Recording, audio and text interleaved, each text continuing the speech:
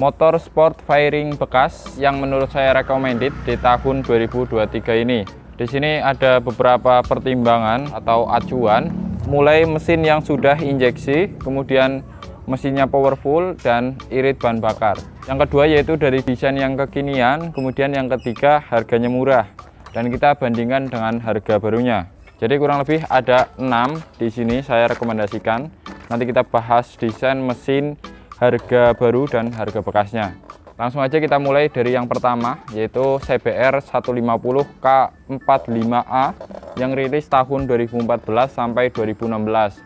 CBR ini yang masih menggunakan lampu halogen, modelnya 2 buah yang seperti CBR 1000 Fireblade atau yang CBR yang pernah ditabrak Ayla di Purwokerto ya, yang mirip seperti itu. Untuk desainnya menurut saya di tahun ini masih keren-keren aja karena lagi-lagi mirip dengan CBR 1000. Untuk ukuran ban serta suspensi yang sudah menggunakan link dan lain sebagainya. Untuk mesin ini di 150 cc dengan diameter piston di 63,5, langkahnya di 47. Seharusnya ini bagus ini buat RPM tinggi ya. Mesinnya ini bisa mengeluarkan tenaga di 17,1 PS di 10.500 rpm dengan torsi di 13 Nm di 7.500 rpm menggunakan 6 percepatan ya. Tenaga 17,1 PS tentu ya bisa dikatakan cukup tinggi untuk di tahun ini, belum ketinggalan lah. Keiritan bahan bakar ini berdasarkan hasil yang saya riset ini kira-kira di 44 km per liter. Tentu untuk ukuran itu ya bisa lebih bisa kurang ya, tergantung cara berkendara. Untuk harga barunya di 28 juta dan untuk harga bekas saat ini seperti yang sudah saya pernah review di dealer motor bekas, kalau tahun 2015 itu sekitar harga 13.500. Ya bisa dikatakan harga dia 13 juta sampai 15 juta tergantung kondisi. Kemudian yang kedua yaitu R15 versi 2 yang keluar tahun 2014 sampai 2017. Desain R15 versi 2 ini seperti R6. Desainnya sangat sporty, bahkan untuk bagian belakang untuk pembonceng dengan pengendara itu selisihnya cukup jauh. Dan menurut saya masih keren karena desainnya agak pendek, agak pipih. Kemudian kaki-kakinya juga cukup gambot dengan banana arm juga, dan tentu suspensi ada linknya ya. Untuk mesinnya sendiri menggunakan 150 cc SOHC 4 katup dengan tenaga di 16,5 PS di 8.500 rpm dengan torsi puncak di 14,5 Nm di 7.500 rpm menggunakan 6 percepatan. Jadi ini generasi yang belum menggunakan VVA. Untuk keiritan bahan bakar ini di sekitar 41 km per liter, masih sangat tergolong irit untuk di tahun ini. Dan untuk harga baru ini di sekitaran 29 jutaan dan harga bekasnya yang termurah yang pernah saya liput di harga 12.500.000. Harga bekas tentu tergantung kondisi, mungkin untuk harganya mulai dari 12 juta sampai 14 jutaan.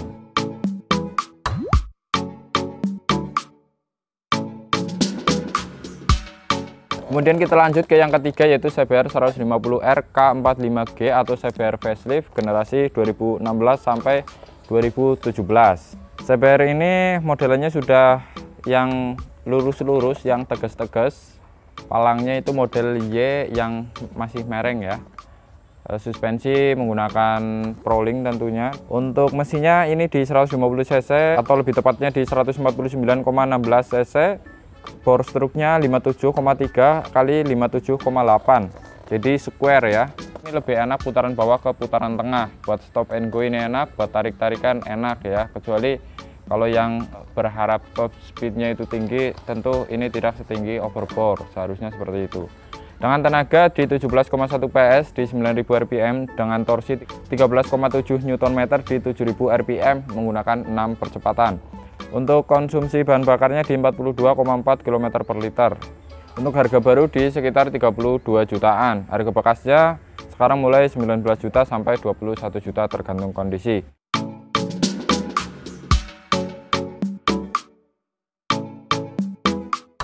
Kemudian yang selanjutnya kita masih di CBR lagi yaitu CBR 150R K45N dengan desain masih mirip-mirip dengan CBR K45G. Tapi ada beberapa perbedaan, mulai dari bagian fairing depan, kemudian bagian suspensi depan itu juga berbeda, dan speedometer yang sudah negatif display, model velg, model disc itu juga sudah berbeda. Walaupun terlihat sama, tetapi sebenarnya detailnya itu berbeda. Untuk mesinnya masih mirip-mirip dengan generasi CBR K45G, yaitu di 150 cc dengan tenaga 17,1 PS di 9000 rpm, dengan torsi 14,4 Nm di 7000 rpm. Menggunakan 6 percepatan, dan konsumsi bahan bakarnya ini saya juga pakai sendiri CBR ini sekitar 43 km per liter untuk yang berboros, bahkan bisa sampai 50 kalau lagi irit-iritan bahan bakar. Untuk harga barunya ini di sekitar 35 untuk tipe yang standar, untuk tipe yang ABS di 40 juta. Untuk harga bekas mulai dari 21 sampai 22. Untuk tipe yang ABS harusnya sih harga di 23 ya sampai 26 tergantung kondisi. Kemudian yang kelima yaitu R15 versi 3. Keluar mulai 2017 sampai 2021. Desainnya itu sangat keren jika dibandingkan yang sebelumnya. Lampunya terlalu gede, fitri itu sipit, dan di bagian tengahnya ada ala-ala air scoop ya, walaupun nggak ada lubangnya. Dan R15 ini sudah menggunakan suspensi upside down untuk yang depan, dan model velgnya juga keren. Ya, desain mirip-mirip R series Yamaha. Mesin 155 cc SOHC dengan adanya VVA atau Variable Valve Actuation. Ada bukaan katup di RPM tertentu yang membuatnya tenaganya lebih tinggi lagi. Mungkin di sekitar 6.000 sampai 7.000 rpm baru VVA-nya kebuka, ala-ala super keep lah gitu. Ya, saya tahu cuma ngejelasinnya sulit. Ya kayak gitulah. Dengan tenaga di 19,3 PS, 10.000 rpm, dengan torsi puncak di 14,7 Nm di 8.500 rpm. Keiritan bahan bakarnya cukup irit di 45 km per liter, dan tenaganya paling tinggi di kelasnya di 19,3 PS ya. Harusnya karena menggunakan VVA, tenaga bawah dan tenaga atasnya harusnya oke. Untuk harga baru di sekitar 37 juta. Untuk harga bekasnya mulai dari 22 juta sampai untuk yang 2021 like new itu di 28 jutaan.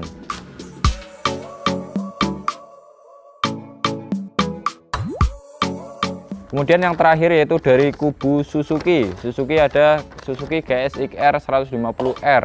Kalau di daerah saya sendiri cukup langka ya unit GSX-R 150, tapi kalau di kota ya banyak ya.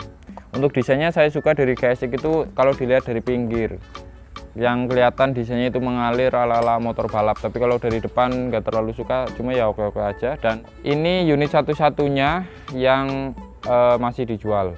Kalau yang kita bahas sebelumnya itu kan sudah ada versi all new-nya, seperti R15 ada V4, dan CBR sudah ada all new CBR yang model terbaru. Dan kalau GSX ini masih mirip-mirip seperti ini. Suspensi depan masih menggunakan teleskopik, dan kaki-kaki juga ukuran paling kecil di kelasnya. Jadi motornya dinaikin itu paling kecil jika dibandingkan merek yang lain atau yang sudah saya sebutkan tadi. Untuk mesinnya menggunakan 147,3 cc dengan bore stroke di 62 x 48,8 mm. Jadi ini overbore ya. Dengan tenaga di 18,9 horsepower di 10.500 rpm, dengan torsi puncak di 14 Nm di 9.000 rpm. Walaupun tenaganya di atas kertas lebih rendah sedikit jika dibandingkan R15 versi 3, cuma GSX-R ini kalau di nyatanya itu paling powerful ya, top speednya paling tinggi. Cuma karena overbore, tentu jika diadu drag dengan yang DOHC Square seperti di CBR, tentu tarikan awalnya pasti akan kalah. Cuma nanti di atasnya akan nusuk ya. Untuk keiritan bahan bakarnya ini tidak seirit Yamaha ataupun Honda. Ini hanya bisa di 38,4 km per liter. Mungkin bisa lebih irit lagi jika menggunakan gaya-gaya eco riding. Untuk harga baru di sekitar 32 kalau nggak salah waktu itu ya, sampai mungkin sekarang 34. Untuk harga bekasnya yang pernah saya lihat yaitu di 17 juta. Kilometer juga belum tinggi, kayaknya nggak nyampe 20.000. 17 sampai 19 juta lah, kurang lebih seperti itu untuk kisaran harganya.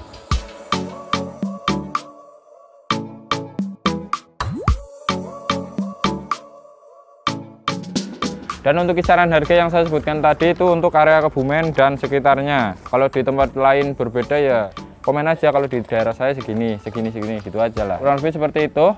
Menurut teman-teman bagaimana mengenai pilihan-pilihan yang sudah saya rekomendasikan tadi? Kalau teman-teman yang kiranya kepengen terlihat wah dengan budget yang tidak wah ya, budgetnya buat beli Beat baru tapi kepenginnya motornya keren gitu, ya belinya yang second. Jangan lupa like video ini, share ke teman kalian, dan subscribe channel ini bagi teman-teman yang belum subscribe. Bye.